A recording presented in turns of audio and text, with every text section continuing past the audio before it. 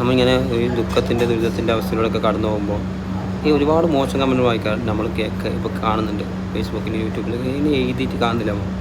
അപ്പോൾ അവർ പറയുന്നത് ഇപ്പോൾ കുഞ്ഞിന് പാൽ കൊടുക്കാമെന്നാണ് ഒരുത്തം മോശം പറഞ്ഞു. പിന്നെ ഒരുത്തം പറഞ്ഞത് എന്താ വെച്ചാൽ ഞാൻ താമസിക്കാൻ സൗകര്യങ്ങൾ കൊടുക്കാൻ സഹകരിക്കണം. എൻ്റെ പൊന്നുമോനെ നാളെ നമുക്കിപ്പോൾ പുരയുണ്ട്, സംഭവമുണ്ട്, എല്ലാം ഉണ്ട്, മുങ്ങൂലെന്നൊന്നും പറയാൻ കഴിയില്ല. നാളെ നമ്മളെ അവിടെ ചില ആൾ പറയുന്നുണ്ട്. ഇന്നലെ എന്നെ ഒരുത്തം പറഞ്ഞിട്ടില്ല, എൻ്റെ ഏറ്റവും ഉയർന്ന വീടായിരുന്നു, ഏറ്റവും ഉയർന്ന പ്രദേശത്ത് ഞാൻ വീട്ടിട്ട് ഏറ്റവും മുകളിൽ തറയൊക്കെ ഇട്ട് മുകളിൽ പില്ലറൊക്കെ ഇട്ട് പൊക്കിയിട്ട് മുകളിൽ നിന്ന് കെട്ടി. അപ്പോൾ ഞാൻ വെച്ച് മുങ്ങൂല, ഞാൻ എൻ്റെ വരെ ഇതുവരെ അടിച്ചു പോയി. അപ്പോൾ പറയാൻ പറ്റില്ല എന്താ സംഭവിക്കുന്നത്, നമുക്ക് നാളെ എന്താ അവസ്ഥ എന്ന് പറയാൻ പറ്റില്ല. അപ്പോൾ നമുക്ക് ഒരാളോട് നല്ലത് നമുക്ക് പറയാൻ കഴിയുന്നില്ല. നല്ലത് വായിന്ന് വരില്ലേ ഇല്ലെങ്കിൽ ചീത്ത മാത്രം വരുന്നവനെങ്കിലും ഈ സമയത്തൊക്കെ ഉണ്ടാകുന്നൂടെ,